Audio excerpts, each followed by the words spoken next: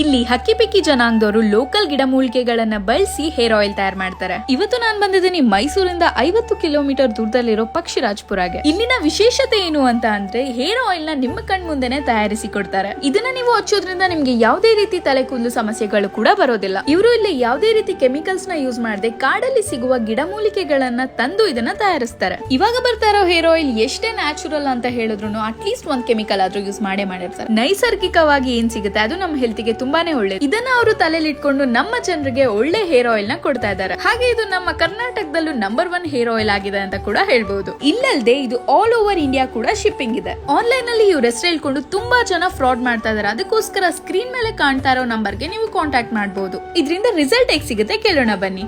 ಇದು ಎಷ್ಟು ದಿನ ಯೂಸ್ ಮಾಡಿದ್ರೆ ಕೂದಲು ಚೆನ್ನಾಗಿ ಬೆಳೆಯುತ್ತೆ? ಮೇಡಮ್ ಇದಂದ್ರೆ ಜೆಂಟ್ಸ್ ಗೆ 1 ಬಾಟಲ್ 3 ತಿಂಗಳು ಬರುತ್ತೆ. ಲೇಡೀಸ್ ಗೆ ಅಂದ್ರೆ 2 ಬಾಟಲ್ 6 ತಿಂಗಳು ಹಚ್ಚಬೇಕು. ಕೂದಲು ಉದ್ದ ಬೆಳಿಬೇಕು, ಕೂದಲು ದಪ್ಪ ಮಂದ ಇರಬೇಕು. ನನ್ ಫ್ರೆಂಡ್ ಕೂಡ ಹೇರ್ ಫಾಲ್ ಆಗ್ತಿದೆ ಅಂತ ಅಂದ, ಸೊ ಅದಕ್ಕೆ ಅವನಿಗೂ 1 ಬಾಟಲ್ ಕೊಡ್ಸಿದೀನಿ. ನಿಮ್ಗೂ ಕೂಡ ಹೇರ್ ಫಾಲ್ ಸಮಸ್ಯೆ ಇದೆ, ಹೇರ್ ಗ್ರೋತ್ ಆಗ್ತಿಲ್ಲ ಅಂತ ಅಂದ್ರೆ ನೀವು ಕೂಡ ಆದಿವಾಸಿ ಹೇರ್ ಆಯಿಲ್ ನ ಪರ್ಚೇಸ್ ಮಾಡಬಹುದು. Thank you.